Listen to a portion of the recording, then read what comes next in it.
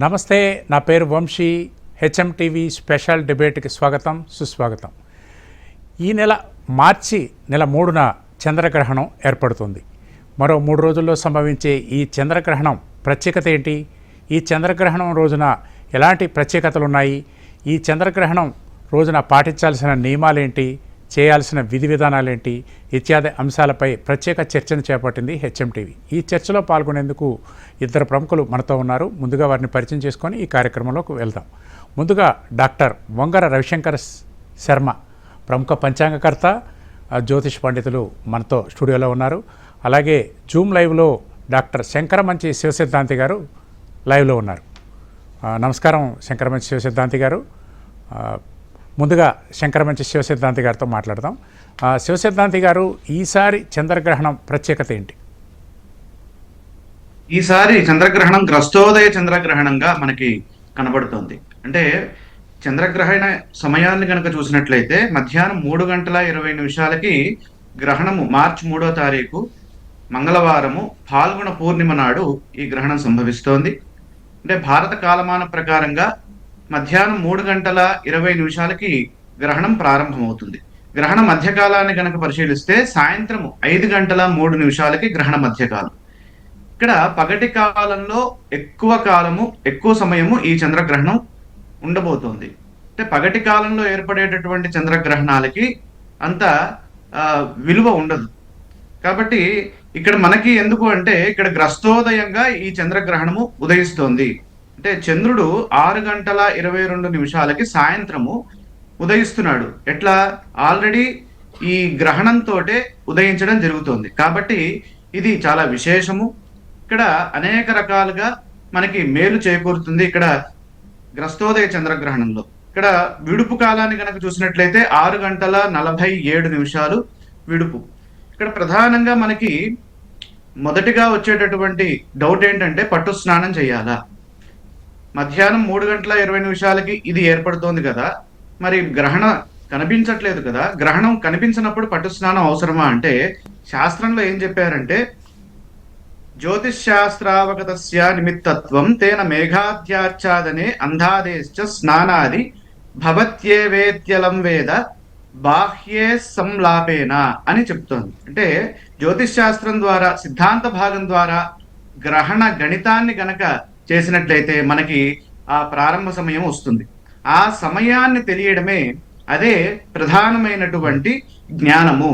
అంటే దాన్నే ప్రధానంగా తీసుకొని మనము ముందుకు వెళ్ళాలి. అంటే ఇక్కడ గణితం ద్వారా వచ్చినటువంటి మధ్యాహ్నం 3:20 ఏదైతే ఉందో దాన్నే నిమిత్తంగా తీసుకొని ఇక్కడ పట్టు స్నానం చేయాలి. గ్రస్యమానే భవేత్ స్నానం, గ్రస్తే హోమో విధీయతే, ముచ్యమానే భవేత్ దానం, ముక్తే స్నానం విధీయతే అని శాస్త్రం తెలియజేస్తుంది. అంటే గ్రహణము పట్టింది అని తెలిసినప్పుడు మనం తప్పనిసరిగా సచేల స్నానాన్ని ఆచరించినట్లయితే మనకి మేలు చేకూరుతుంది. కారణం ఏంటి? సర్వేషామేవ వర్ణానాం సూతకం రాహు దర్శనే అని అంటోంది. అంటే అన్ని వర్ణాల వారికి ఈ రాహు దర్శనం లేదా కేతు దర్శనం అవడం వల్ల అక్కడ సూతక దోషం ఏర్పడుతుంది. కాబట్టి ఆ సమయంలో సచేల స్నానం గనక చేసినట్లయితే ఆ దోషము తొలుగుతుంది అని మనకి శాస్త్రం తెలియజేస్తుంది. అలాగే ఇక్కడ మనకి భోజన నియమాల్ని గనక చూసినట్లయితే ఇప్పుడు గ్రస్తోదయంగా ఈ చంద్రగ్రహణం ఏర్పడుతోంది కాబట్టి గ్రస్తోదయే విదోః పూర్వం నాహర్భోజనం ఆచరేత్ అని అంటుంది శాస్త్రం. అంటే చంద్రుడు ఉదయించినటువంటి తర్వాత గ్రస్తోదయే విదోః పూర్వం నాహర్భోజనం ఆచరేత్ అంటే పూర్వము ఉన్నటువంటి ఆ పగటి కాలం అంతా, అంటే ఉదయానికి ముందున్నటువంటి పగటి కాలం అంతా భోజనం చేయకుండా ఉండాలి. అసలు సాధారణమైనటువంటి నియమం ఏంటి? చంద్రగ్రహేతు యస్మిన్ యామే గ్రహణం తస్మాత్ పూర్వ ప్రహరత్రయం నభుంజీత. 3 ప్రహరల కాలము తినకుండా ఉండాలి సహజంగా. అంటే ఆ విధంగా చూసినా కూడా మధ్యాహ్నం 3:20 ఈ గ్రహణం ప్రారంభమవుతోంది కాబట్టి అక్కడ నుండి 9 గంటల సమయము, అంటే ప్రహర అంటే 3 గంటలు, 3 ప్రహరలు అంటే 9 గంటలు. ఈ 9 గంటల ముందు కాలము ఏవి తినకుండా ఉండడము శ్రేయస్సునిస్తుంది. ఈ గ్రహణము ప్రధానంగా సింహరాశిలో ఏర్పడుతుండడం వల్ల, సింహరాశిలో పుబ్బా నక్షత్రంలో సంభవిస్తోంది కాబట్టి పుబ్బా నక్షత్ర జాతకులకి ఈ గ్రహణ దోషము ప్రధానంగా సూచించబడుతుంది. కాబట్టి వారు తప్పనిసరిగా గ్రహణ దానాన్ని కనుక చేసుకున్నట్లయితే మంచి చేకూరుతుంది. ఈ గ్రహణ మధ్యకాలంలో కనుక జప హోమ సురార్చన కనుక చేసినట్లయితే వారికి విశేషమైనటువంటి ఫలితాలు సిద్ధిస్తాయి. సర్వం గంగా సమం తోయం సర్వే వ్యాస సమాద్విజ సర్వం భూమి సమందానం గ్రహణే చంద్రసూర్యయోహో అని అంటోంది శాస్త్రం. అంటే ఆ గ్రహణము ఇక్కడ మనకి పుణ్యకాలంగా వివరించింది ధర్మశాస్త్రం గ్రహణాన్ని, గ్రహణ సమయాన్ని. కాబట్టి ఈ సమయాన్ని ప్రతి ఒక్కరూ సద్వినియోగం చేసుకోవడం ద్వారాగా సర్వం గంగా సమం తోయం, ప్రతి గంగాజలము అది ప్రతి జలము గంగాజలంతో సమానం అవుతుందట ఈ గ్రహణ సమయంలో. అదేవిధంగా సర్వే వ్యాస సమాద్విజ, ప్రతి ద్విజుడు వ్యాసుడితో సమానం అవుతాడు. అలాగే మీరు ఏ దానం ఇచ్చినా అది భూదాన ఫలితాన్ని ఇస్తుంది. కాబట్టి ఇటువంటి గొప్ప శుభ కాలాన్ని, ఇటువంటి పుణ్యకాలాన్ని ప్రతి ఒక్కరూ సద్వినియోగం చేసుకోవడం ద్వారాగా వారికి పూర్వపుణ్యాన్ని పెంచుకునేటటువంటి అవకాశము మనకి ఏర్పడుతుంది అని మనకి శాస్త్రం తెలియజేస్తోంది. అలాగే ప్రధానంగా ఈ గ్రహణము సింహరాశిలో ఏర్పడుతూ ఉండడం వల్ల ఎవరెవరికి అనుకూలంగా ఉన్నది అని పరిశీలన చేస్తే శివసిద్ధాంతి గారు దాని గురించి మళ్ళీ మాట్లాడదాం. రవిశంకర్ గారితో మాట్లాడి మళ్ళీ మీ దగ్గరికి వస్తాను. రవిశంకర్ గారు, ఈసారి చంద్రగ్రహణం ప్రత్యేకత ఏంటి? ఏ సమయం నుండి ఏ సమయం వరకు ఏర్పడుతుంది? దీని ప్రత్యేకతలు ఏంటి? ఈ చంద్రగ్రహణం మనం చూడవచ్చా? ఈ యొక్క చంద్రగ్రహణం వచ్చేటప్పటికి ముఖ్యంగా మనకు మధ్యాహ్న కాలం సమయం నుంచి అంటే 3:19 నుంచి మనకు స్పర్శకాలం స్టార్ట్ అవుతుంది. మరియు అదేవిధంగా వచ్చేటప్పటికి నిమిన కాలం అంటే సాయంకాలం 4:33 మధ్యకాలం సాయంకాలం 5:03 ఉన్నిమ్న కాలం 5:32 మోక్షకాలం సాయంకాలం 6:46 అవుతుంది. ఇది కేతుగ్రస్తంగా ఏర్పడుతున్నటువంటి ఈ యొక్క చంద్రగ్రహణంలో వచ్చేటప్పటికి మనకు కేతుగ్రస్తం అంటే కేతుతో కలిసినటువంటి చంద్రుడు అన్నమాట. మనకు ఇది ఆ రోజు పూర్ణిమ మనకు. మరియు అదేవిధంగా పుబ్బ మక ఉత్తర నక్షత్ర జాతకుల మీద కొంచెం ప్రభావం, సింహరాశి జాతకుల మీద ఎక్కువగా ప్రభావం అనేది ఉంటుంది. మరియు ఇది సాయంకాలం పూట మనకు ఇది జరుగుతున్నటువంటి గ్రహణం కాబట్టి ఇది ముఖ్యంగా ఆ సమయానికి మనకు చంద్రోదయం అయినటువంటి సమయం కాబట్టి చంద్రుడిని మనం ఈ యొక్క మార్చి నెలలో వచ్చేటప్పటికి చంద్రోదయాన్ని మనం ఆ సమయానికి కొన్ని ప్రాంతాల్లో చంద్రుడు కనపడతాడు, కొన్ని ప్రాంతాల్లో కనపడకుండా కూడా ఉంటాడు.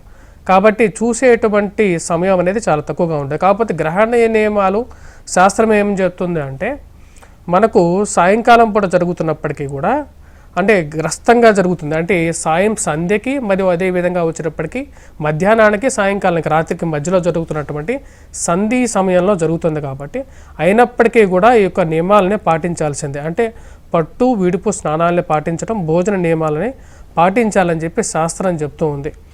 మరియు అదేవిధంగా వచ్చేటప్పటికి మనకు శాస్త్ర ప్రకారంగా ఏం చెప్పారు, ఉడికిచ్చినటువంటి భోజన ఏవైతే పదార్థాలు ముందు ఉన్నాయో వాటిని మటుకు మనం గ్రహించడానికి వీల్లేదు. కాకపోతే వాటిలో తర్వాత మళ్ళీ ఎప్పుడైతే మనకు గ్రహణం విడుస్తుందో ఆ యొక్క సమయంలో మనం ఏదైతే దర్భాలం కానీ కొన్ని తిండి పదార్థాల మీద పెట్టుకొని, ఎందుకంటే గంగా తూల్యంగా అవుతుంది అన్నమాట. ఎప్పుడైతే దర్భ ఆ యొక్క పదార్థాల మీద ఉన్నప్పుడు దాని తర్వాత ఇంటిలో శుచి అంటే శౌచం అయిపోయిన తర్వాత, ఎందుకంటే ఎప్పుడైతే కేతుగ్రస్తంగా కానీ రాహువు కానీ జరుగుతుందో ఆ యొక్క గ్రహ ప్రభావం అనేది ప్రతి ఒక్కరి మీద ఉంటుంది. కాబట్టి అందరూ పట్టు స్నానం విడుపు స్నానం ఆచరించిన తర్వాత ఈ యొక్క నియమాలను అనేది పాటించాలి. కానీ కొన్నిసార్లు ఏమవుతుందంటే మనం భోజనం చేయటం కూడా జరుగుతూ ఉంటుంది. మరి వాటికి పరిస్థితి ఏంటి అని చెప్పి కూడా శాస్త్రంలో ఏం చెప్పబడింది అంటే వచ్చేటప్పటికి ఆ యొక్క ఎప్పుడు మనం ఈ యొక్క గ్రహణ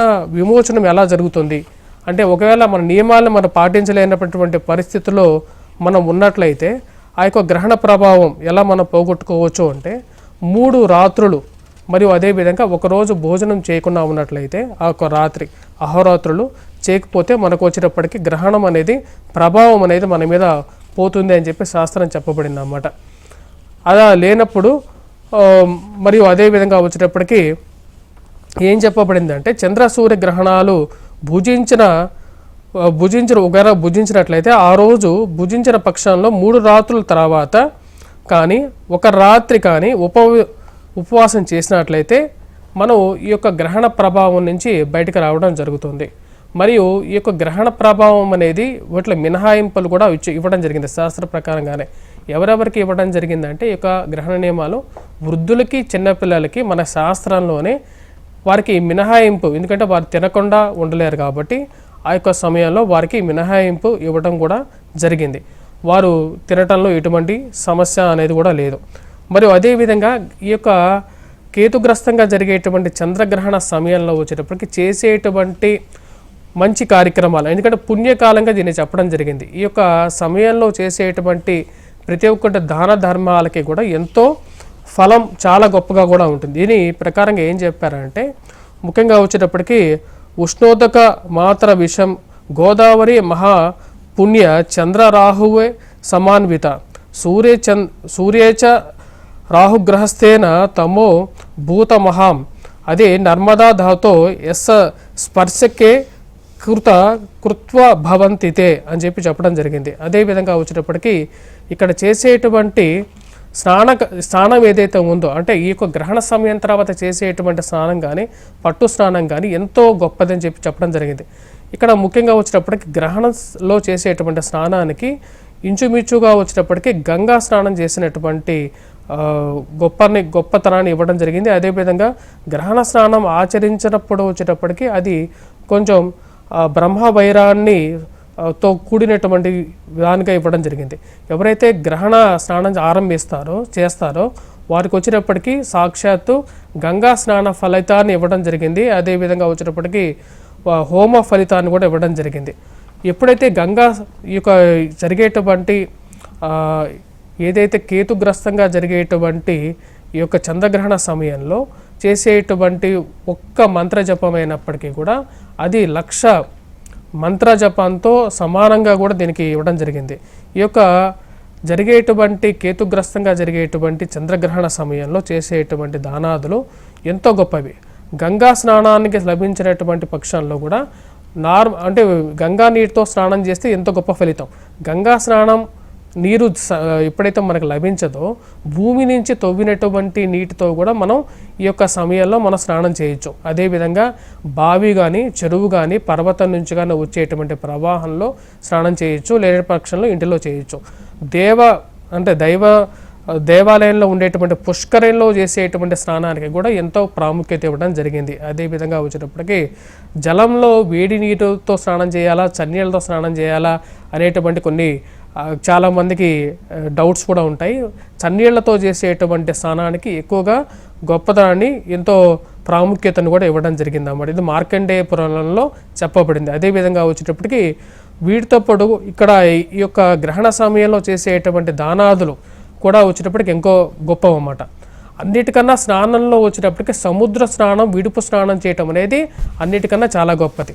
దాని తర్వాత గ్రహణ సమయంలో చేసేటువంటి దానం ఎంత గొప్పది అంటే వచ్చేటప్పటికి ఇది ఇంచుమించుగా కురుక్షేత్రంలో మనం చేసేటువంటి పవిత్ర దానంతో పాటు సరిసమానంగా కూడా శాస్త్రం చెప్పబడింది. అదేవిధంగా ఈ యొక్క రోజున చేసేటువంటి సమయంలో చేసేటువంటి దానం ఆవులు, గజములు, నువ్వులు, అన్నము, రత్నము, బంగారము, భూమి వీటి కాకపోయినా సరే మనం చేతిలో కొంచెం ధనాన్నైనా సరే లేకుండా ఏదైనా సరే దానం చేసినా సరే ఇంచుమించు కురుక్షేత్రంలో దానం చేస్తే ఎటువంటి ఫలితం వస్తుందో అటువంటి ఫలితం మనకు వస్తుందని చెప్పి శాస్త్రం చెప్పబడింది.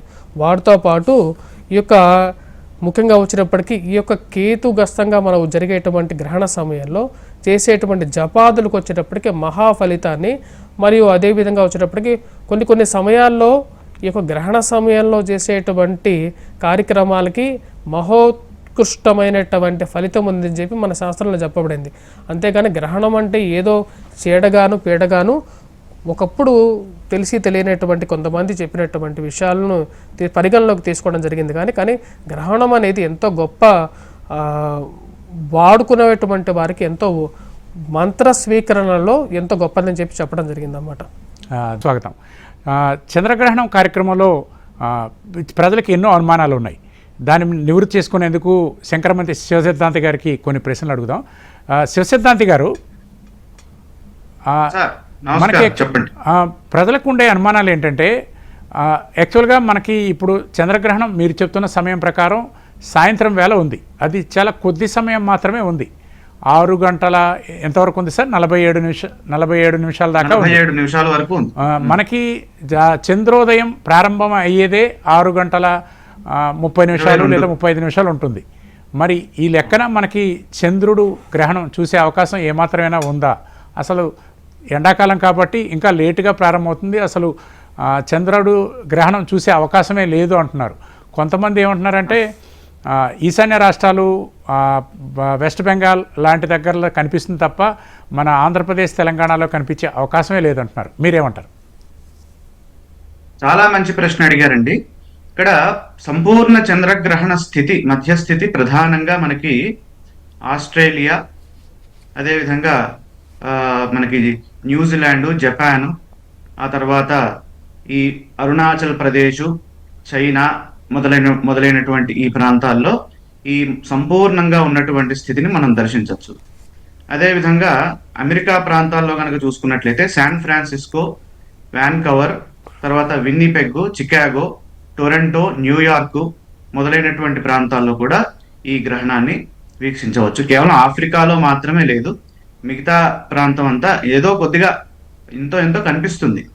ఇక్కడ మనకి మీరు అడిగినటువంటి ప్రశ్నకే వస్తే, ఇక్కడ మనకి చంద్రుడు 6 గంటల 22 నిమిషాలకి ఉదయిస్తున్నాడు. ఇక చంద్రుడు యొక్క ఆ గ్రహణము పరిసమాప్త స్థితి 6 గంటల 47 నిమిషాలు. అంటే ఇక్కడ మనకి మధ్యలో 25 నిమిషాల స్పాన్ ఉంది. ఇక్కడ మనకి కంటికి కనిపిస్తుందా లేదా అనేది మనకి చంద్రోదయము అయిన తర్వాత చంద్రుడు ఉదయిస్తాడు. చంద్రుడు ఉదయించిన తర్వాత గ్రస్తోదయంగా అక్కడ మనకి పాక్షిక స్థితి, అంటే అంతరిక్షంలో సంపూర్ణంగా ఉన్నప్పటికీ మన ప్రాంతానికి పాక్షిక స్థితి గోచరిస్తుంది.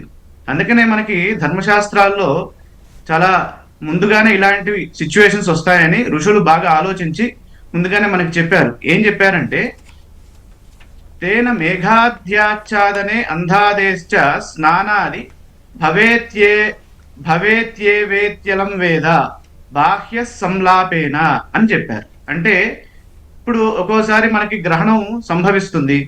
ఆ సంభవించేటటువంటి సమయంలో మేఘాలు వచ్చి అడ్డుకుంటాయి, అంటే అట్మాస్ఫియర్ బాగుండదు, క్లైమేట్ బాగుండదు. మరి అలాంటప్పుడు మనకి కనిపించదు కదా, మరి అలాంటప్పుడు మనకి వర్తిస్తుందా అనేటటువంటి ఒక సందేహం ఉన్నది ఇక్కడ. అదేవిధంగా అంధులకి, కంటి చూపు లేని వారికి కూడా ఇక్కడ కనిపించదు కదా, మరి వారికి ఈ యొక్క గ్రహణము నియమం వర్తిస్తుందా అంటే ఆయన ఏం చెప్తున్నారంటే, జ్యోతిష్ శాస్త్రావగతస్య నిమిత్తత్వం. ఇక్కడ నిమిత్తం ఏమిటి? జ్యోతిష్ శాస్త్రంలో సిద్ధాంత భాగంలో గణితాగతంగా మనకు వచ్చినటువంటి ఆ గణిత సూత్రాలను ఆధారం చేసుకుని చంద్రగ్రహణాధికారంలో వచ్చినటువంటి ఆ సమయం ఏదైతే ఉన్నదో ఆ సమయమే నిమిత్తము. చాక్షుష దర్శనం కన్నా ఇక్కడ గణిత ఆధారిత సంభవిత ఆ కాలమే నిమిత్తము అని చెప్పారు.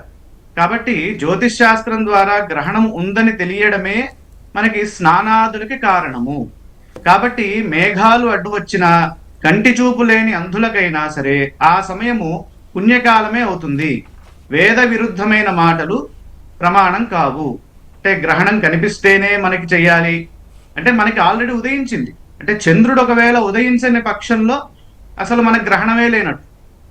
కానీ గ్రస్తోదయంగా ఆల్రెడీ గ్రహణంతో ఆ చంద్రుడు ఉదయిస్తున్నాడు కాబట్టి మనం తప్పనిసరిగా దాని యొక్క ఆ గ్రహణ నియమాలన్నీ పాటించాల్సిందే. మనకి 5 నిమిషాలుండని, 10 నిమిషాలుండని, 25 నిమిషాలు, ఇప్పుడు 25 నిమిషాలు ఉంటుంది ఈ గ్రహణము. కాబట్టి ఈ 25 నిమిషాల కాలాన్ని పుణ్యకాలంగా మనం స్వీకరిస్తాం. ఇది ఈ కాలంలో చేసేటటువంటి జప హోమ సురార్చన చాలా విశేషమైనటువంటి ఫలితాన్ని ఇస్తుంది అనేది మనకి శాస్త్రంలో తెలియజేయడం జరిగింది. అదేవిధంగా ఇక్కడ మళ్ళీ భోజన నియమాలు మాత్రము మళ్ళీ మామూలే.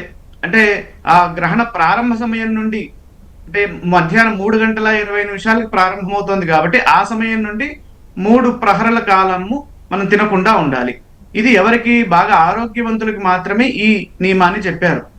చిన్నపిల్లలకి, వృద్ధులకి, అలాగే మెడిసిన్స్ మీద ఆధారపడేటటువంటి వారికి ఈ నియమం లేదు. వారికి కేవలం 1 ప్రహరే చెప్పారు. అంటే 3 గంటల ముందు వరకే ఆ నియమం ఉన్నది. అంటే 12 గంటల లోపు వాళ్ళు తినేసి ఉంటే ఇబ్బంది ఉండదు. 12 తర్వాత ఏవి తీసుకోకుండా ఉండాలి.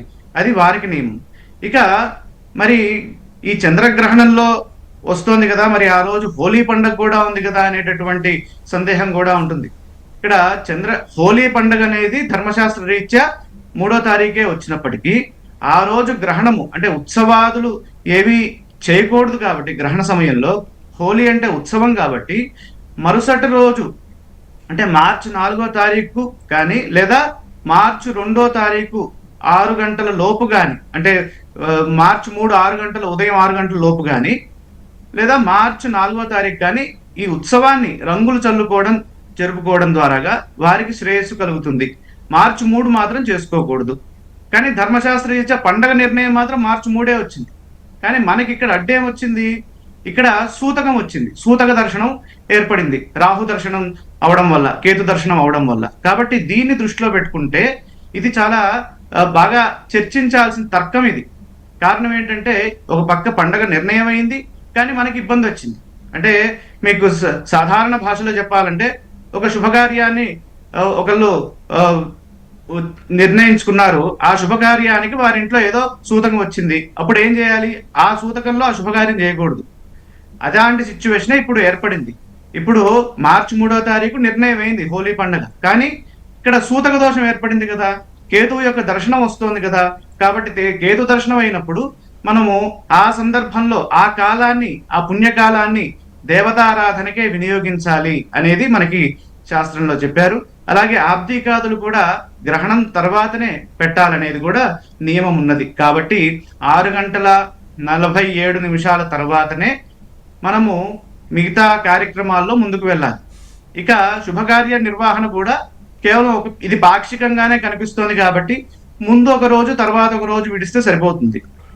ఇది సంపూర్ణంగా మనకు కనిపించింది అనుకోండి, అప్పుడు ముందు 3 రోజులు తర్వాత 3 రోజులు వదలాలి సాధారణంగా. కానీ ఇప్పుడు పాక్షికంగానే ఉంది కాబట్టి 4వ తారీఖు అలాగే 2వ తారీఖు శుభకార్యాలు చేసుకోకుండా ఉండడం శ్రేయస్సు. అలాగే తర్వాత అంతా ముహూర్తాన్ని బట్టి వాళ్ళు ముందుకు వెళ్ళొచ్చు.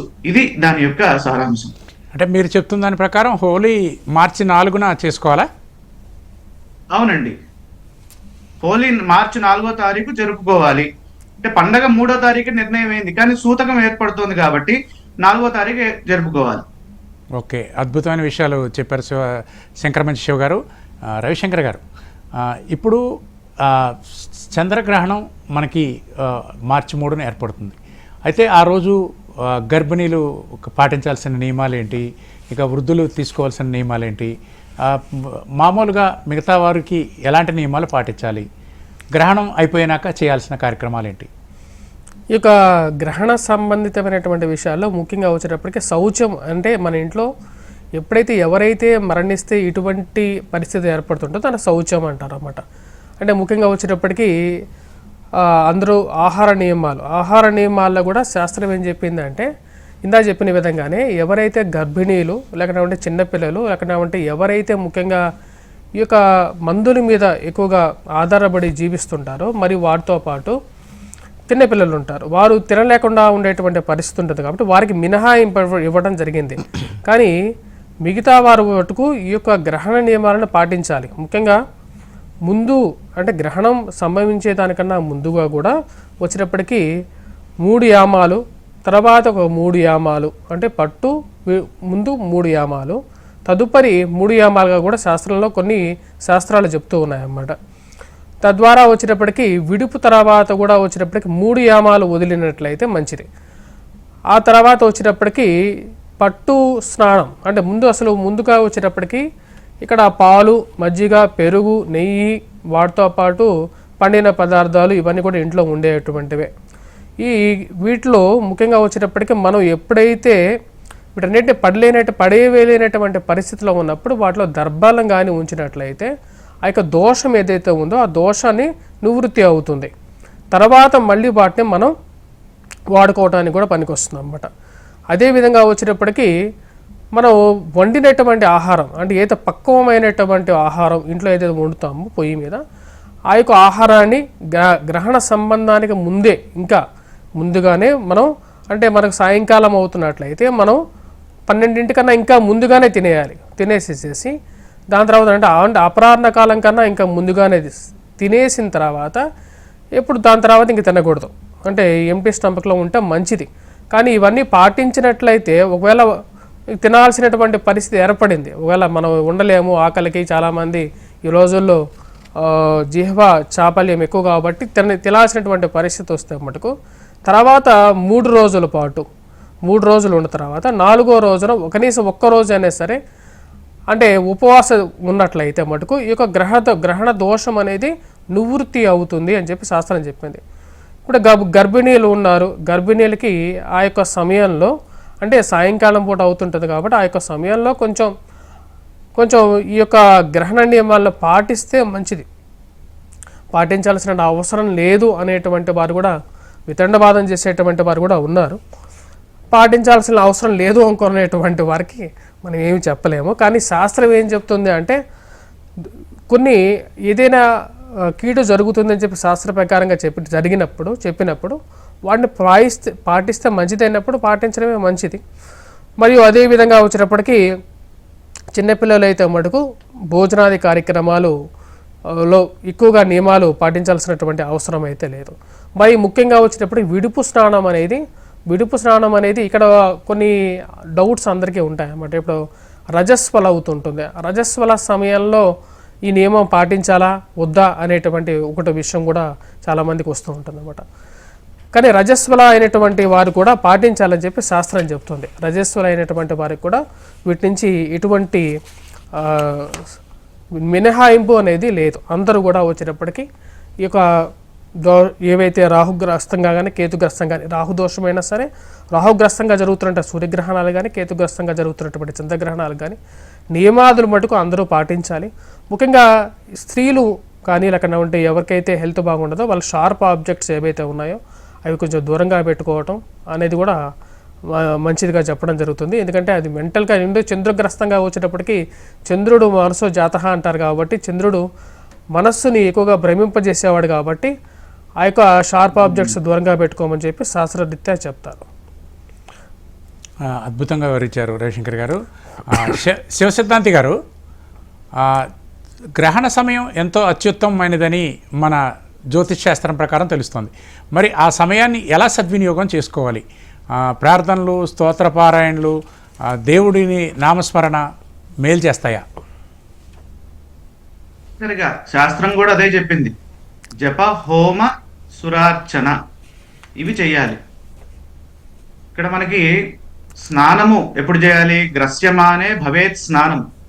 మనకి పడుతోంది, పట్టు స్నానం చేయాలి. అలాగే గ్రస్తే హోమో విధీయతే. ఇక్కడ మధ్య సమయంలో హోమాన్ని, జపాన్ని, వీలైతే సురార్చనని చేసుకోవడం మంచిది.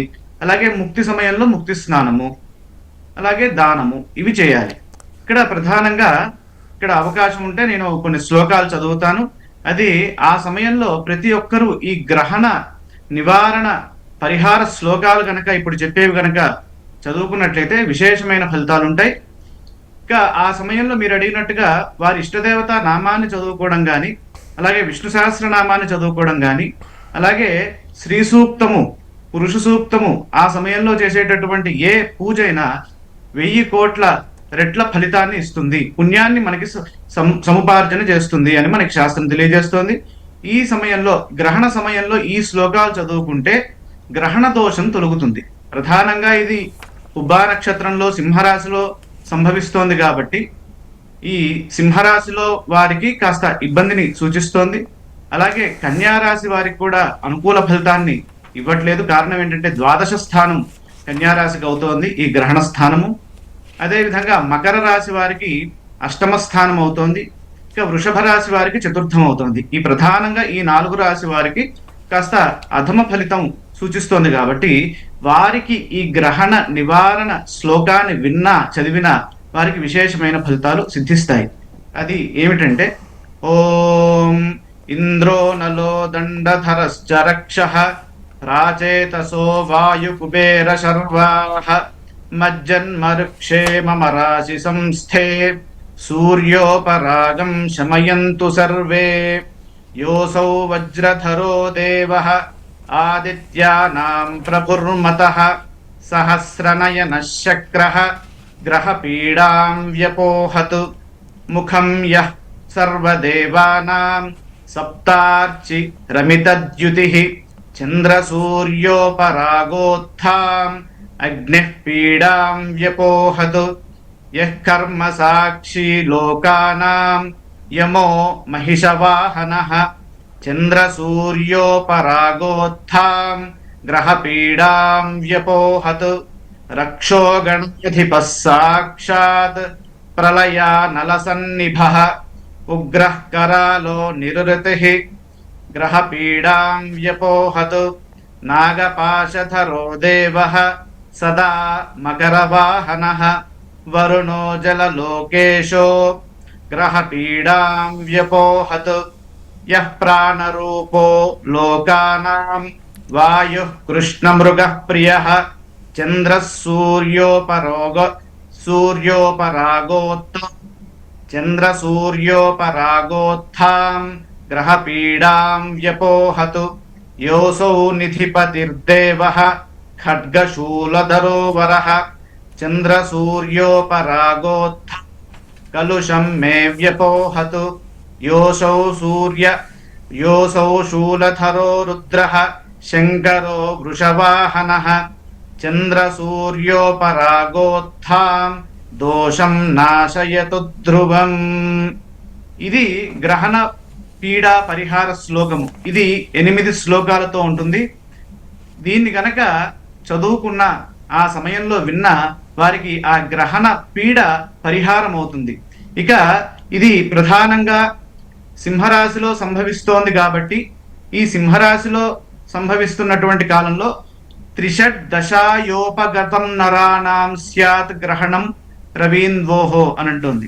అంటే సింహరాశిలో సంభవిస్తున్నప్పుడు మన జన్మరాశి నుంచి 3, 6, 10, 11 స్థానాల వారికి చాలా శుభ ఫలితాలు సిద్ధిస్తాయి. అవి ఏంటంటే మిథునము, మీనము, వృశ్చికము, తుల ఈ రాసులకి శుభ ఫలితాలు ఉంటాయి.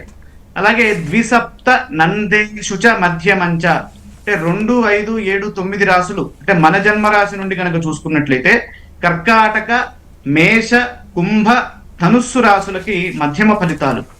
అలాగే శేషేశ్వనిష్టై కథితం మునీంద్రై అని చెప్పారు. అంటే మిగతా రాసులన్నీ వారికి అధమ ఫలితము. సింహ, వృషభ, మకర, కన్యా రాశులకి అశుభ ఫలితం. కాబట్టి మధ్యమ అశుభ ఫలితాలు ఎవరికైతే ఉన్నాయో వారు తప్పనిసరిగా ఈ గ్రహణ సమయంలో ఈ స్తోత్ర పారాయణ, స్తోత్ర పఠనం గనక చేసినట్లయితే చక్కటి శుభ ఫలితాలు సిద్ధిస్తాయి. అలాగే శాస్త్రంలో ఇంకోటి చెప్పారు, గ్రహణ దోషం ఉన్నవారు చంద్రగ్రహణ సమయంలో వెండి నాగ పడగను అలాగే వెండి చంద్రబింబాన్ని దానం ఇవ్వాలి.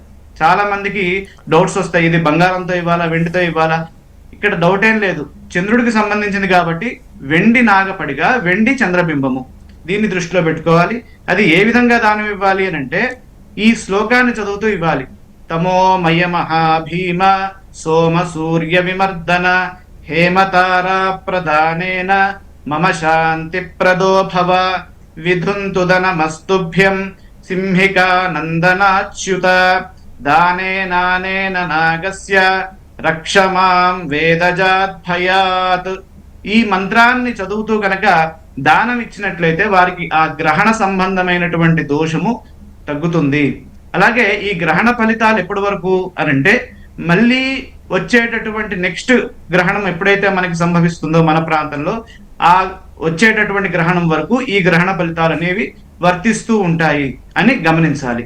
ఇది ఈ విధంగా గనక ప్రతి ఒక్కరూ ఈ గ్రహణ సమయంలో వారు ఆ సమయాన్ని, ఆ పుణ్యకాలాన్ని ప్రధానంగా 6:22 నుంచి 6:47 వరకు ఈ 25 నిమిషాలు ఉన్నటువంటి ఈ పుణ్యకాలాన్ని ప్రతి ఒక్కరూ సద్వినియోగం గనక చేసుకున్నట్లయితే వారికి శ్రేయస్సు కలుగుతుంది, ఆరోగ్య ఐశ్వర్యాలు కలుగుతాయి.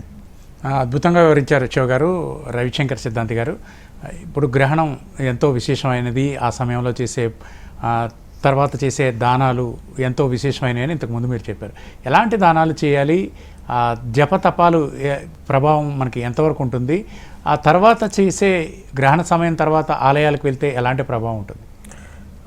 చాలామందికి ఇక్కడ గ్రహణ సమయం తర్వాత చేసేటువంటి దీక్షలు కానీ తీసుకునేటువంటి దీక్షలు కానీ చాలా మంచి ఫలితాలు చెప్పడం జరిగిందన్నమాట. ఇదే శాస్త్రంలో ఏం చెప్పబడిందంటే మనకు గ్రహణం నుంచి 7 రోజుల వరకు మనం తీసుకునేటువంటి దీక్షలు అంటే ఆగమ మంత్ర దీక్ష కానీ లేకుంటే చేసేటువంటి శివార్చనలు కానీ మరియు అదేవిధంగా చంద్రిక జ్ఞానయోగ వర్ణంలో కానీ ఇటువంటి చంద్రగ్రహణం కానీ సూర్యగ్రహణం తర్వాత కానీ చేసేటువంటి 7 రోజుల వరకు కూడా చాలా గొప్ప ఫలితాన్ని ఇవ్వడం జరుగుతాయి అన్నమాట. ముఖ్యంగా వచ్చేటప్పటికీ ఇది సాక్షాత్తు పరమేశ్వరుడే పార్వతీదేవికి చెప్పడం జరిగింది. అంటే ముఖ్యంగా వచ్చేటప్పటికి రత్నసాగరంలో తీర్థంలో చేసి ఈ స్నానం చేస్తే ఎటువంటి ఫలితం అయితే వస్తుందో అటువంటి ఫలితం ఈ యొక్క మంత్రదీక్ష ద్వారా వారు పొందగలుగుతారు. అంటే మనం ఈ యొక్క మంత్రదీక్ష తీసుకునేటప్పుడు మరి అదేవిధంగా మంత్రదీక్ష చేసేటప్పుడు జనరల్గా మనం శుద్ధి మరియు అదేవిధంగా తిథి నక్షత్రాన్ని చూసి తీసుకోవాలని చెప్పి చెప్తారు. కానీ ఎప్పుడైతే ఈ యొక్క పుణ్యకాలంలో తీసుకునేటువంటి మంత్రజపాలు కానీ లేకపోతే మంత్రదీక్షలు కానీ చేసేటువంటి మంత్రజపాలకు కానీ తదుపరి 7 రోజుల వరకు కూడా ఎటువంటి ఇవి చూడాల్సిన అవసరం లేదు. అంటే నక్షత్రం కానీ ఇవన్నీ చూడాల్సిన అవసరం లేదు. ఆ విధంగా ఈ యొక్క మంత్రదీక్షలు తీసుకొని తదుపరి చేసేటువంటి తదుపరి రోజుల్లో చేసేటువంటి పుణ్యకార్యాలు అంటే దైవ సందర్శనాలు, అంటే ముఖ్యంగా వచ్చేటప్పటికీ మన ఇంటి దైవం అంటే మన ఇంట్లో ఉండేటువంటి అందరూ కొలిచేటువంటి ఒక దైవం ఉంటారు. ఆ యొక్క గృహానికి సంబంధించినటువంటి ఒక దైవం, అదేవిధంగా ఇష్టదైవ సిద్ధి దైవాన్ని కానీ పూజించటం.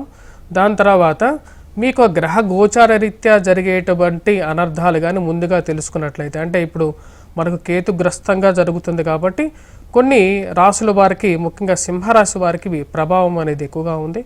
అదేవిధంగా వచ్చేటప్పటికి మనకు ఈ యొక్క మకర రాశి వారి మీద కూడా ఎక్కువ ప్రభావం, కన్యా రాశి వారి మీద కూడా ఎక్కువ ప్రభావం అనేది ఉంది. వారితో పాటు మిగతా రాసులైనటువంటి వారు ఎవరైతే ఉన్నారో వారు కూడా ఇక గ్రహణ నియమాలు అంటే ఇక్కడ కర్కాటక రాశి వారు కూడా ఇక గ్రహణ నియమాలు పాటిస్తే మంచిది. ఈ యొక్క రాసుల వారు ఎవరైతే చేయాలనుకుంటున్నారో వారు ఇక గ్రహణ నియమాలతో పాటు మంత్రజపం అసలు ఎందుకు చేయాలి అంటే బాహ్య శుద్ధిని మనం ఏదో విధంగా చేసుకోవచ్చు. అంటే శరీరాన్ని మన స్నానాదుల ద్వారా శుద్ధి చేసుకోవచ్చు. కానీ ఆంతరికంగా చేసుకోవలసినటువంటి శుద్ధిని మంత్రం ద్వారానే చేసుకుంటాము అని చెప్పి శాస్త్రం చెప్తుంది. అంటే మంత్రం చెప్పడం వల్ల లోపల అంటే మనస్సులో ఉన్నటువంటి ఏదైతే నెగిటివ్ ఎనర్జీ అని చెప్పి ఇప్పుడు చాలామంది చెప్తున్నారో ఆ యొక్క నెగిటివ్ ఎనర్జీ పోయి మన మానసికంగా కూడా పాజిటివ్ ఎనర్జీ అనేది రావటం, అదేవిధంగా దైవిక బలం అనేది మన శరీరంలో పెరగటం అనేది జరుగుతుందన్నమాట. ఆ చేసేటువంటి గ్రహణ సమయంలో చేసేటువంటి మంత్రజపానికి కూడా చాలా విశిష్టమైనటువంటి ఫలితం అనేది ఉందన్నమాట. అదేవిధంగా వచ్చేటప్పటికి దానాదుల్లో వచ్చేటప్పటికి బంగారం కానీ లేకుంటే ఫలాదులు కానీ గ్రహణ సమయంలో చేసేటువంటి ఫలాదులు కానీ చాలా గొప్ప విశేషమైనటువంటి ఫలితాన్ని ఇవ్వగలుగుతాయి. ఇందాక చెప్పిన విధంగా చాలా విశేషమైనటువంటి ఫలితాలు అనేది ఇవ్వగలుగుతాయి అన్నమాట.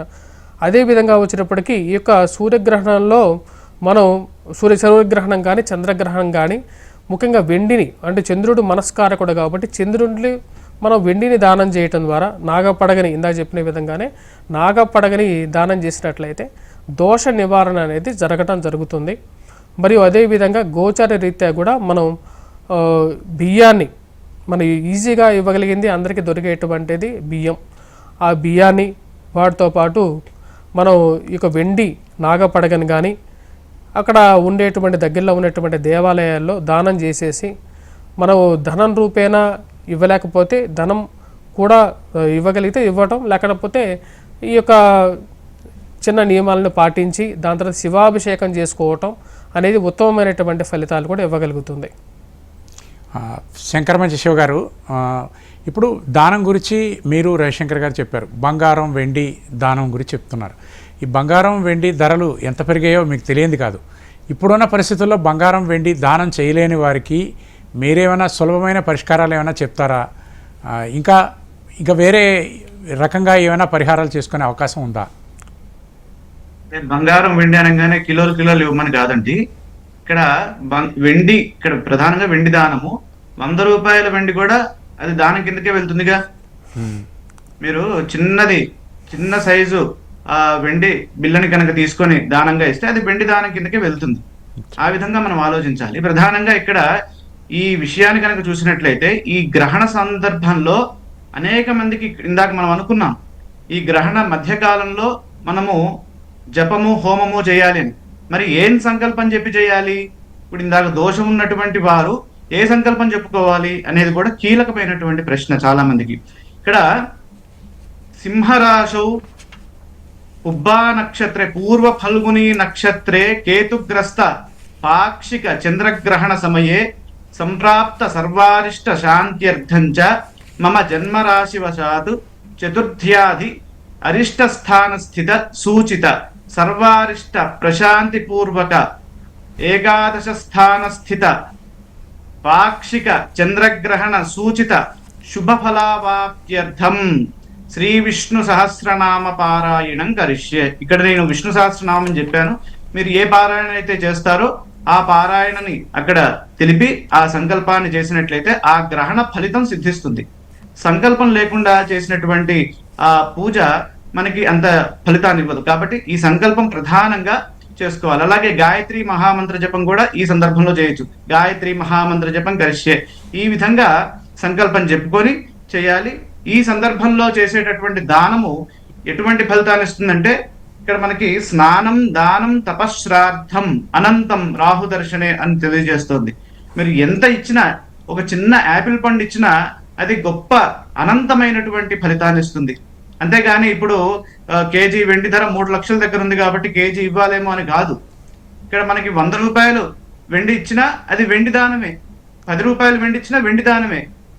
ఆ ధనాన్ని వెండి రూపంలో కన్వర్ట్ చేసి మనం ఇవ్వాలి అనేది శాస్త్రం తెలియజేస్తుంది. అంతేగాని దానికి కొలమానంగా ఇన్ని గ్రాములు ఇవ్వాలని ఎక్కడా లేదు. అలాగే బంగారం విషయంలో కూడా అంతే. కాబట్టి దాన్ని దృష్టిలో పెట్టుకొని ఎవరు ఇక్కడ మనకి లేనిది, మనకి మన వల్ల సాధ్యం కానిది మనము ఇవ్వాలని ఎక్కడ శాస్త్రంలో చెప్పలే.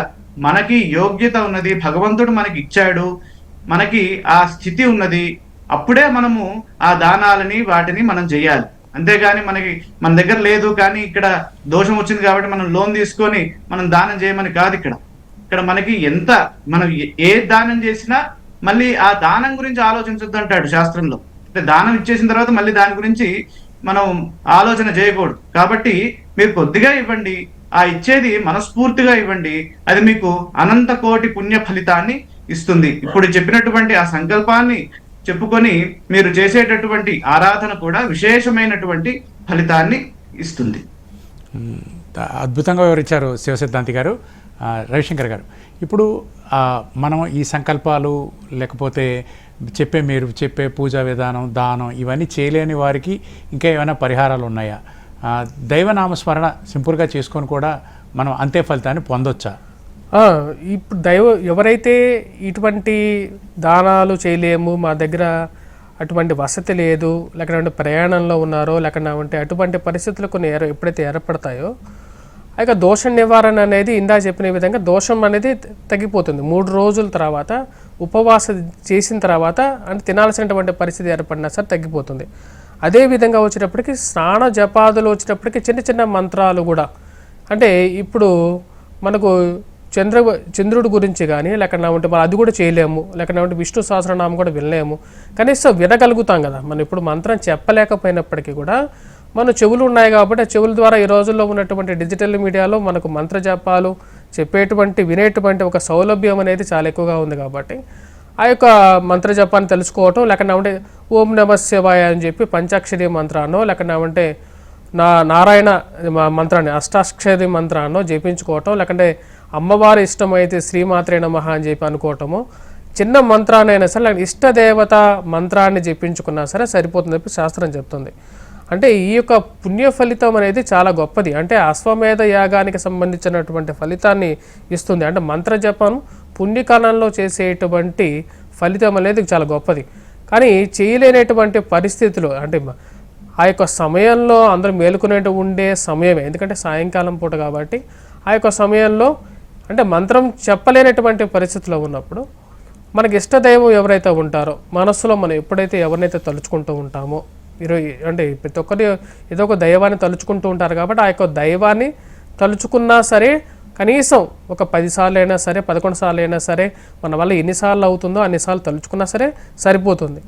అది కూడా చేయలేనటువంటి వారు చివరికి ఇంకా దానాన్ని ఇవ్వటం అనేది మంచిది. దానాల్లో కూడా వచ్చేటప్పటికి ఇందా చెప్పిన విధంగానే మనకు పాలని తర్వాత రోజు మన శివాభిషేకంలో పాలని దానం చేయొచ్చు, లేకుండా ఉంటే పండుని దానం చేయొచ్చు, లేకుండా ఉంటే బియ్యాన్ని దానం చేయొచ్చు, లేకుండా ఉంటే ఏదైనా సరే మన వల్ల ఎంతవరకు అవుతుందో దానం ద్వారా ఏంటంటే మనకు జరిగేటువంటి కీడు ఏమవుతుందంటే దాన్ని ప్రభావాన్ని తగ్గించగలుగుతుంది. అంటే పూర్తిగా తీయలేదు, కాకపోతే ఎప్పుడైతే మనం ఆ యొక్క గ్రహణ సమయంలో మనం ఆ యొక్క నియమాలు పాటించలేనప్పుడు తదుపరి మనం చేసేటువంటి ఏవైతే గ్రహణ దోష పరిహారాలు ఉంటాయో పాము కుబుసం విడిచినట్లుగా మనం ఆ యొక్క గ్రహణం నుండి ఆ యొక్క పరిహారం నుండి ఏదైతే కష్టాల నుంచి మనం బయటకు రాగలుగుతామని చెప్పి చెప్పడం జరుగుతుంది అన్నమాట.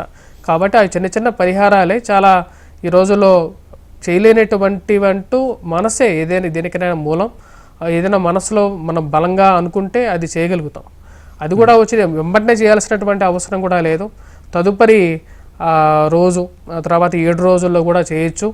దానికోసం తర్వాత రోజే మళ్ళీ దేవాలయాల్లో అదొక తొక్కిసలాటగా కారకుండా ఉంటే చాలు.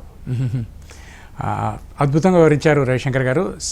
శంకర మంచి శివసిద్ధాంతి గారు, మనం ఒకటి ప్రాక్టికల్గా మాట్లాడుకుందాం. మనకి మార్చి 3 మంగళవారం వచ్చింది. ఆ రోజు అందరికీ వర్కింగ్ డేనే. ఎవరికి ఆ రోజు సెలవు ఇచ్చే అవకాశమే లేదు. అందరూ దాదాపుగా ఆఫీసుల్లో, ఉద్యోగాల్లో, ఎవరి విధుల్లో వాళ్ళు ఉంటారు. ఈ గ్రహణ సమయానికి ప్రభుత్వం నుంచి కానీ ఎక్కడి నుంచి కానీ ఎటువంటి ఎగ్జంప్షన్ లేదు. సో అందరూ ఎవరి విధుల్లో వాళ్ళు ఉంటారు. మరి ఈ మీరు చెప్పే నియమాలన్నీ పాటించడం సాధ్యం అయ్యే పరిస్థితి అయితే కనిపించటం లేదు. దీనికి ఏమైనా రెమెడీస్ ఉన్నాయా? ఇక్కడ ఇది మరొక చాలా గొప్ప ప్రశ్న. ఇది ఇక్కడ మనకి నిమిత్త కాలము నిమిత్త స్నానాన్ని చేయమని శాస్త్రం తెలియజేసింది. నిత్యము చేసే స్నానము ఇది నిమిత్త స్నానం. చేస్తే చాలా గొప్ప ఫలితాలు వస్తాయి. కానీ చేయలేనటువంటి పరిస్థితుల్లో ఉన్నటువంటి వారు మనస్సులో సంకల్పం చేసుకుని, అంటే ఏ సందర్భంలో ఉన్నా మనకి నోట్లో మనకి దైవనామాన్ని చదువుకునేటటువంటి వీలైతే ఉంటుంది కదా. ఇక్కడ మనకి జగద్గురువులు మంత్రాన్ని ఉపదేశించారు. ఓం నమః శంకరాయ అనేటటువంటి మంత్రాన్ని ప్రతి ఒక్కరూ చదువుకోవచ్చు. చాలా సింపుల్ గా ఉంటుంది. కాబట్టి ఆ గ్రహణ సమయంలో కేవలం మొత్తం గ్రహణ సమయంలో చేయకపోయినా 6:22 నుంచి, అంటే చంద్రోదయ సమయం నుంచి 6:45 వరకు 25 నిమిషాల కాలంలో ఆ నమఃశంకరాయ అనేటటువంటి మంత్రాన్ని చదువుకున్నట్లయితే వారికి ఆ జప ఫలితము సిద్ధిస్తుంది. అదేవిధంగా ఇంటికి వచ్చిన తర్వాత స్నానం చేయమనండి. ఇంటికి వచ్చిన తర్వాత వారు ఆ స్నానాన్ని ఆచరించినట్లయితే సచేల స్నానం చేయాలి. చేసేటటువంటి స్నానం ఏ విధంగా ఉంటుంది? ముక్తి స్నానం. అంటే మనం ఏ బట్టల మీద అయితే ఉన్నామో అదే బట్టల మీద స్నానం చేసినట్లయితే ఆ గ్రహణ దోషము తొలగుతుంది. ఇది ప్రధానంగా సింహరాశి వారు, అలాగే కన్యా రాశి వారు, మకర రాశి వారు, వృషభ రాశి వారు, వీరికి ప్రధానమైనటువంటి నియమాలు. మిగతా రాశుల వారు కూడా ఈ స్నానము దానం చేయక్కర్లే కానీ స్నానము జపము తప్పనిసరిగా చేసుకోవాలి. ఇక చేసేటటువంటి దానం కూడా ఎలా చేయాలయ్యా అంటే మనకి శంకరాచార్య స్వామి వారి జీవిత చరిత్రలో మనకి ఒక సంఘటన కనిపిస్తూ ఉంటుంది. శంకరాచార్య స్వామి వారు భిక్షావందనానికి వెళ్ళినప్పుడు ఇక్కడ వృద్ధురాలు, ఒక చాలా వయస్సు పైబడినటువంటి ఒక స్త్రీమూర్తి ఒక చిన్న ఉసిరికాయని దానం చేసిందిట. అది ఏ విధంగా తన కోసము, అంటే చాలా బీదరాలు ఆవిడ, చాలా అసలు ఏమి లేదు ఆవిడకి, ఆవిడ దగ్గర అసలు ఏమి లేదు, కరెక్ట్ గా కట్టుకోవడానికి బట్టలు కూడా లేవు. అలాంటి పరిస్థితుల్లో జీవిస్తున్నటువంటి ఆవిడ దగ్గరికి వెళ్ళి శంకరాచార్య స్వామి వారు భిక్షకు వెళ్ళినప్పుడు, అయ్యో స్వామివారు వచ్చారే అని ఆవిడ ఏం చేసిందట, ఆవిడ కోసం ఉంచుకున్నటువంటి ఆ ఉసిరికాయని స్వామివారికి అసలు ఎటువంటి ఇది లేకుండా, మరో మాట లేకుండా స్వామివారికి దానం చేసిందట. స్వామివారు దాన్ని చూసి చెలించిపోయారు. ఆయనకి ఒళ్ళంతా పులకరించింది. కాబట్టి ఆ సందర్భంలో స్వామివారు ఏం చేశారంటే అమ్మవారిని స్తుతించారు. కనకధార స్తోత్రం అలాగే ఉద్భవించింది.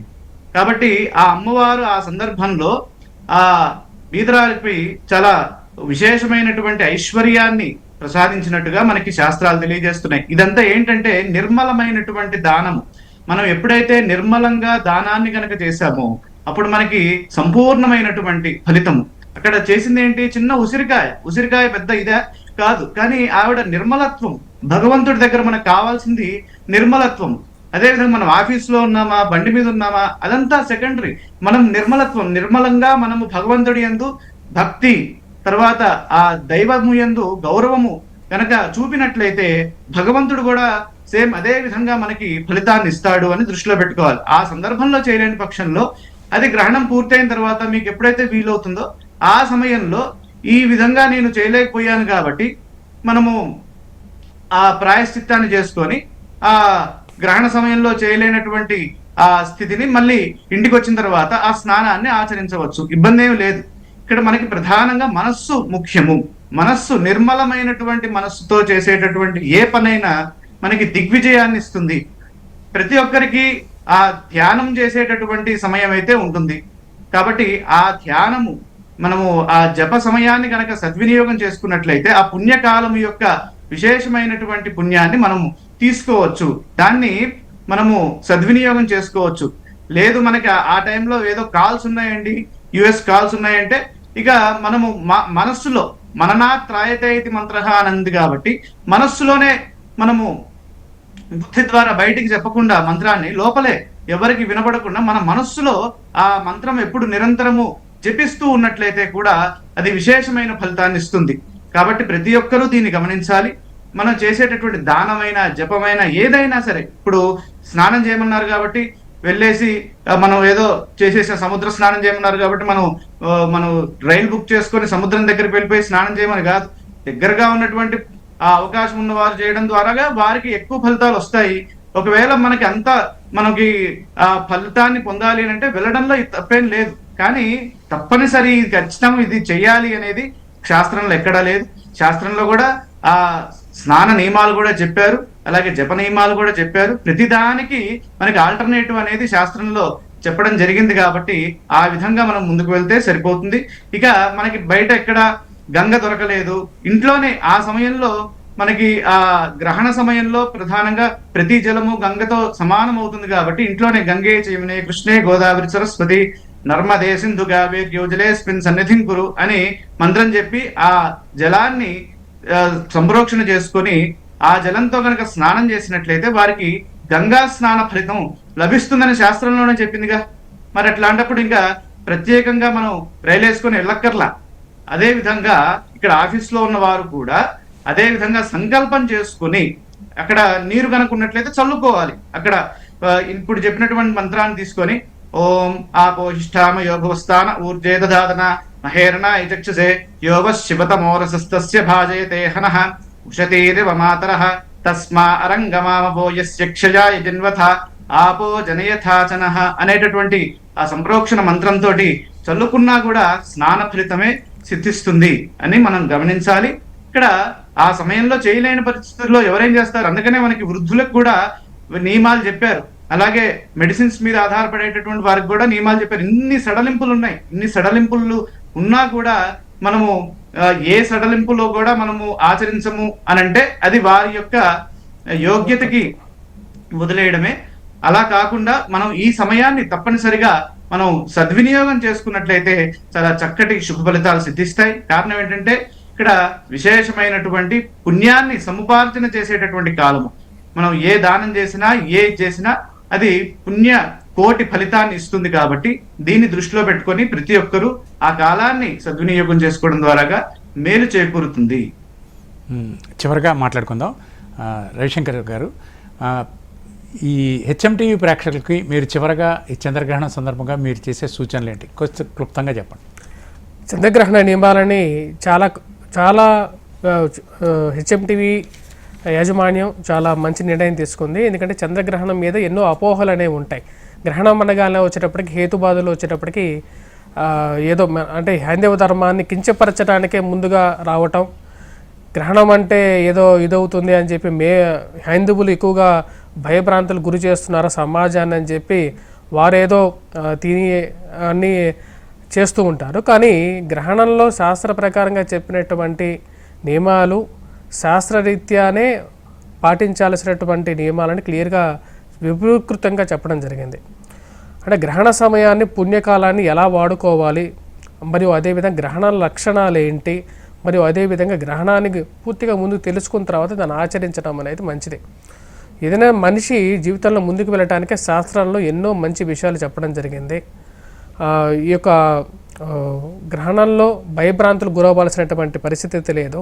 గ్రహణం అనేది పుణ్యకాలం, మంచి విషయాలు చేసుకోవటానికి, మానసికంగాను ఆధ్యాత్మికంగాను మనిషి జీవితంలో ముందుకు వెళ్ళటానికి ఇది ఎంతో ఉపయుక్తంగా ఉండేటువంటి ఒక మంచి సమయం. ఈ యొక్క సమయాన్ని సద్వినియోగం చేసుకోవటానికి ప్రజలందరూ కూడా ఉపయోగించుకోండి. దైవికంగా ఆధ్యాత్మికంగా జీవితంలో మరియు అదేవిధంగా పురోగతి దిశలోకి తీసుకెళ్ళగలుగుతుంది ఈ యొక్క చంద్రగ్రహణం. అద్భుతంగా వివరించారు రవిశంకర్ గారు. చివరగా శంకరమంచి శివసిద్ధాంతి గారు మీరేం చెప్తారు? హెచ్ఎంటీవీ ప్రేక్షకులకు మీరు చేసే సూచన ఏంటి? మనకి జ్యోతిష్ శాస్త్రంలో 9 గ్రహాలు ఉన్నాయి. 9 గ్రహాల్లో కేవలం సప్త గ్రహాలనే కంటితో నేత్రంతో చూడగలం, చాక్షుష దర్శనం జరుగుతుంది. కానీ ఈ 2 గ్రహాలు మాత్రం ఎప్పుడు కంటికి కనబడవు, రాహువు కేతువు. ఈ 2 గ్రహాలు కనిపించే సమయాలే ఈ గ్రహణ సమయాలు. ఇక్కడ మనకి మార్చి 3వ తారీఖు కేతుగ్రస్తంగా కేతువు మనకి దర్శనమిస్తున్నాడు. ఆ సందర్భంలో చంద్రుడు ఎరుపు రంగులోకి మారుతాడు. ఆ ఎరుపు రంగు ఏదైతే ఉందో ఆ ఛాయనే కేతువుగా మనకి శాస్త్రంలో చెప్పారు. స్నానం దానం తపశ్రార్థం అనంతం కేతు దర్శనే అని ఉంది. కాబట్టి ఈ కేతు దర్శన అయిన సమయంలో స్నానము, దానము, జపము విశేషమైనటువంటి ఫలితాలు ఉంటాయి. చంద్ర సూర్యోపరాగేతు పుణ్యం కోటి గుణం భవేతు. ఈ చంద్ర సూర్య గ్రహణాల్లో ఈ ఉపరాగ సమయంలో ఈ పుణ్యము కోటి రెట్ల ఫలితాన్ని, కోటి గుణితం అవుతుంది మనం చేసుకునేటటువంటి పుణ్యము అనేది ఉన్నది. కాబట్టి ప్రతి ఒక్కరూ ఈ సమయాన్ని సద్వినియోగం చేసుకుంటూ వారి వారి పుణ్యాన్ని పెంచుకోవాల్సిందిగా హెచ్ఎంటీవీ ప్రేక్షకులకి హెచ్ఎంటీవీ తరఫున తెలియజేస్తున్నాను. అద్భుతంగా వివరించారు శివసిద్ధాంతి గారు, అలాగే రవిశంకర్ శర్మ గారు. మీరు ఈ కార్యక్రమంలో పాల్గొని మీ విలువైన సమయాన్ని మాకు ఇచ్చినందుకు ధన్యవాదాలు. ప్రేక్షకులందరికీ చంద్రగ్రహణం గురించి ఎటువంటి అనుమానాలు అవసరం లేదు. దీన్ని పద్ధతిగా శాస్త్రీయ పద్ధతిలో పాటిస్తే చంద్రగ్రహణం ఎటువంటి ప్రమాదం లేదని మన జ్యోతిష పండితులు వివరించారు. ఇది ఇవాల్టి చంద్రగ్రహణం ప్రత్యేక కార్యక్రమం. మరో కార్యక్రమంలో మళ్ళీ కలుద్దాం. అంతవరకు సెలవు.